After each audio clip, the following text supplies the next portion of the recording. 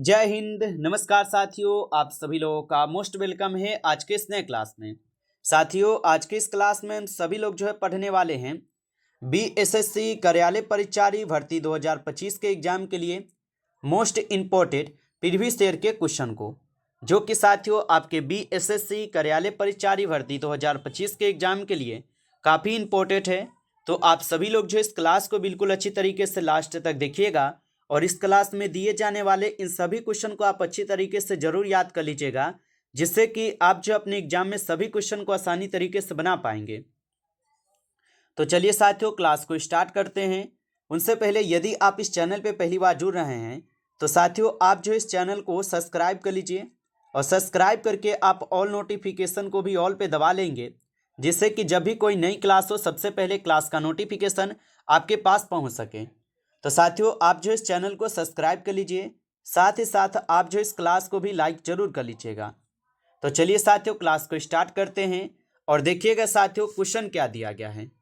साथियों क्वेश्चन है कि भारत में आपातकाल की घोषणा का अधिकार किसे होता है। चलिए साथियों आंसर लगाएंगे। ये सभी क्वेश्चन साथियों आपको इंपॉर्टेंट और सिलेक्टेड क्वेश्चन करवा रहे हैं और आपके पेपर में साथियों 100% ये सभी क्वेश्चन आने वाला है। आप अच्छे से इन प्रश्न को याद रखेंगे और बताइएगा भारत में आपातकाल की घोषणा का अधिकार किसे होता है।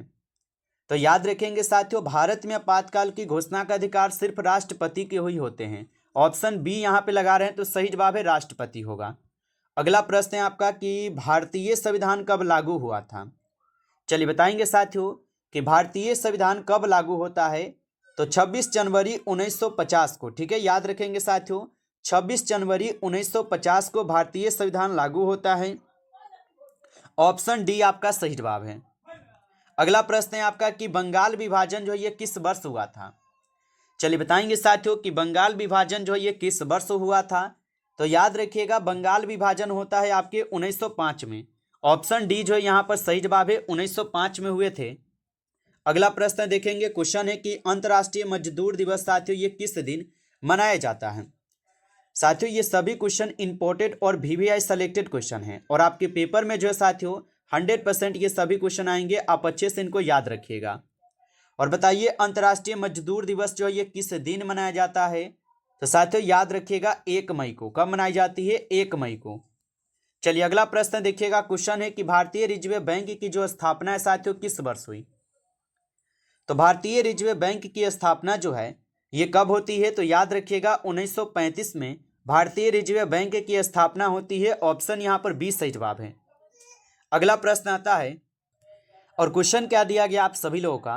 क्वेश्चन है कि पंचवर्षीय योजना किस प्रकार की अर्थव्यवस्था का यहाँ पे दर्शाती है।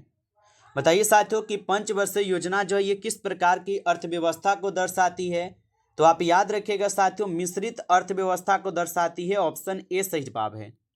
अगला प्रश्न देखिएगा आपका क्वेश्चन है कि विश्व का सबसे बड़ा डेल्टा कौन सा है।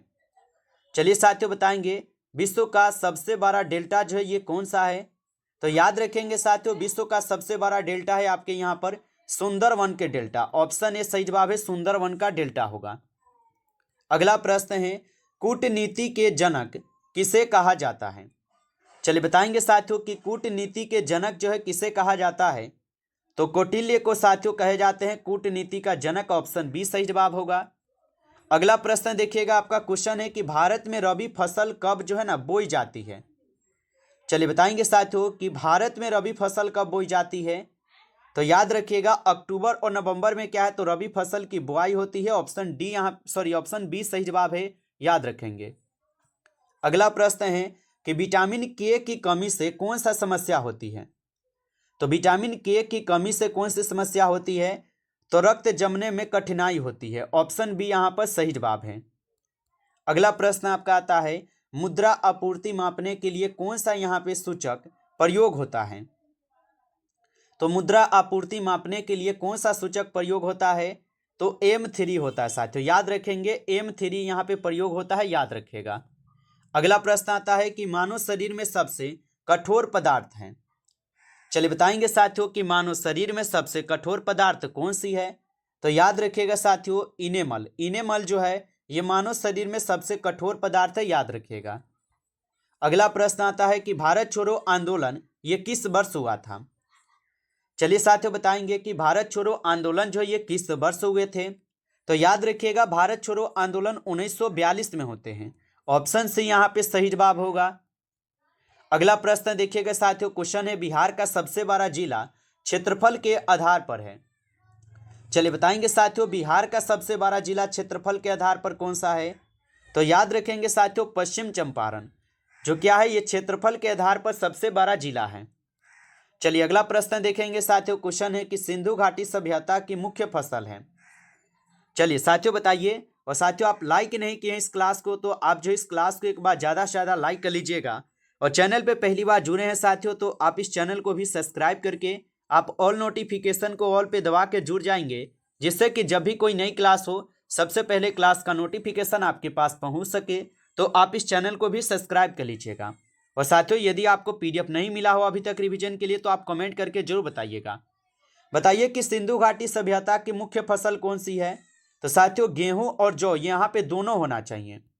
चलिए आगे देखेंगे कि संयुक्त राष्ट्र के प्रथम महासचिव हैं। चलिए बताएंगे साथियों कि संयुक्त राष्ट्र के प्रथम महासचिव कौन से हैं? तो यहाँ पे इस क्वेश्चन का आप सही जवाब क्या लगाएंगे? ट्रिंगबिली हो जाएंगे। ऑप्शन बी सही जवाब है साथियों। अगला प्रश्न देखिएगा, क्वेश्चन है किस गैस को गीली गैस कहा जाता है? चलिए बताएंगे साथियों कि किस गैस को गीली गैस कहा जाता है। तो मीथेन गैस को साथियों गीली गैस कहा जाता है। ऑप्शन ए सही जवाब है। अगला प्रश्न है आपका कि चंद्रगुप्त मौर्य के गुरु कौन थे? चलिए बताएंगे साथियों कि चंद्रगुप्त मौर्य के गुरु कौन थे।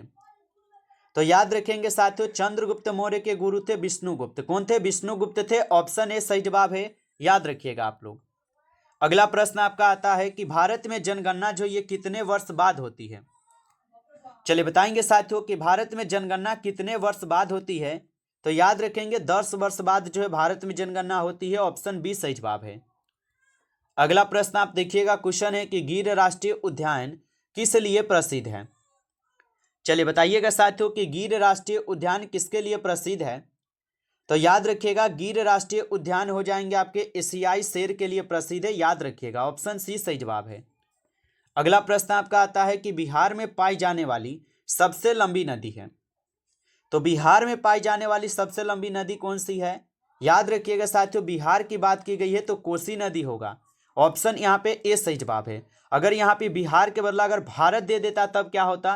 तब आपका यहाँ पर गंगा नदी होता। ठीक है, याद रखेंगे। चलिए आगे देखिएगा, प्रश्न है कि IMF का मुख्यालय कहाँ स्थित है? तो IMF का जो मुख्यालय साथियों वाशिंगटन डीसी में है। ऑप्शन बी सही जवाब है, वाशिंगटन डीसी में है। आगे देखेंगे साथियों, प्रश्न है कि कंप्यूटर का मस्तिष्क जो है किसे कहा जाता है? चलिए बताएंगे साथियों कंप्यूटर का मस्तिष्क किसे कहा जाता है। तो याद रखिएगा CPU को कंप्यूटर का मस्तिष्क कहते हैं। ऑप्शन सी सही जवाब है। अगला प्रश्न आता है कि तेलंगाना आंदोलन किसके लिए था? तो तेलंगाना आंदोलन किसके लिए था साथियों? तो ये पृथक राज्य के लिए था। किसके लिए था? पृथक राज्य के लिए। ऑप्शन सी सही जवाब है। अगला प्रश्न देखिएगा कि कौन सा ग्रह लाल ग्रह कहलाता है? चलिए बताएंगे साथियों कि कौन सा ग्रह है जो कि लाल ग्रह कहलाता है। आपको पढ़ा चुके हैं मंगल ग्रह। मंगल ग्रह जो है ये लाल ग्रह कहलाता है, याद रखेंगे।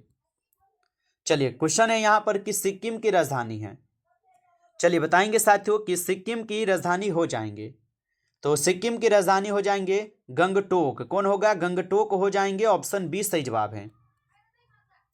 नेक्स्ट क्वेश्चन है नालंदा विश्वविद्यालय को किसने जलाया था? तो इसको कुमार गुप्त बनवाते हैं। याद रखेंगे कुमार गुप्त इसको बनवाए थे, और बख्तियार खिलजी जो है ना इसको जलाते हैं। तो ऑप्शन यहाँ पे डी करेंगे। अगला प्रश्न है आपका, और प्रश्न क्या है आपका कि RTGS का फुल फॉर्म क्या है? चलिए ये पूछा जाता है साथियों कि RTGS का फुल फॉर्म क्या होगा। तो याद रखिएगा RTGS का फुल फॉर्म आप बता देंगे रियल टाइम ग्रोस सेटलमेंट हो जाएंगे। ठीक है, ऑप्शन ए जो है यहाँ पे सही जवाब है। चलिए आगे देखेंगे साथियों, क्वेश्चन है कि विश्व वानिकी दिवस कब मनाया जाता है? बताइए आप सभी लोग कि विश्व वानिकी दिवस कब मनाया जाता है। तो याद रखिएगा विश्व वानिकी दिवस 11 अप्रैल को मनाते हैं। ऑप्शन बी सही जवाब है, 11 अप्रैल। अगला प्रश्न आता है आपका कि GDP का यहाँ पर मापन किससे होता है? चलिए बताइए आप सभी लोग कि GDP का जो मापन है साथियों किससे होता है? तो जीडीपी का जो मापन है साथियों ये उत्पादन, खर्च और आय ये सभी से होते हैं। ऑप्शन डी सही जवाब है, सभी से होते हैं, याद रखेंगे। अगला प्रश्न आता है कि बिहार दिवस जो है कब मनाया जाता है? चलिए, बिल्कुल इजी क्वेश्चन है और पूछा भी होगा, जरूर पूछेगा, क्योंकि बिहार का एग्जाम है और जरूर पूछेगा। तो बिहार दिवस 22 मार्च को याद रखेंगे, ऑप्शन बी सही जवाब होगा यहाँ पे। अगला प्रश्न देखिएगा, आपका क्वेश्चन है कि भारत का राष्ट्रीय फल है। तो ये तो आपको आसान है, तो आमे है, तो आप लोग को यादें हैं। चलिए आगे देखिए, क्वेश्चन है कि धनवंतरी किससे संबंधित नाम है? तो धनवंतरी किससे संबंधित नाम है? तो याद रख लीजिएगा, चिकित्सा से है। किससे है? चिकित्सा से है, ऑप्शन बी सही जवाब है। आगे देखिए, प्रश्न है कि पहला कंप्यूटर वायरस है। तो यहां पर आप लोग का सही जवाब क्या होगा, लगाइए आंसर।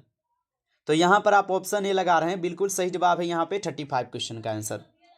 नमस्कार साथियों, इस क्लास में टॉप 35 क्वेश्चन थे जो कि आपके बीएसएससी कार्यालय परिचारी के एग्जाम के लिए थे। साथियों, यदि आपको क्लास अच्छा लगा हो तो आप जो इस क्लास को ज़्यादा से ज़्यादा लाइक कर लीजिएगा। चैनल पे पहली बार जुड़े हैं तो आप जो है इस चैनल को सब्सक्राइब कर लीजिए। सब्सक्राइब करके आप ऑल नोटिफिकेशन को ऑल पे दबा के जुड़ जाइए, जिससे कि जब भी कोई नई क्लास हो सबसे पहले क्लास का नोटिफिकेशन आपके पास पहुंच सके। तो आप जो है इस चैनल को सब्सक्राइब कर लीजिए, और साथ ही साथ यदि आपको पीडीएफ चाहिए तो आप कमेंट करके जरूर बताइएगा। चलिए फिर मिलते हैं आपसे एक नेक्स्ट टॉपिक के साथ नेक्स्ट क्लास में। तब तक के लिए जय हिंद, जय भारत।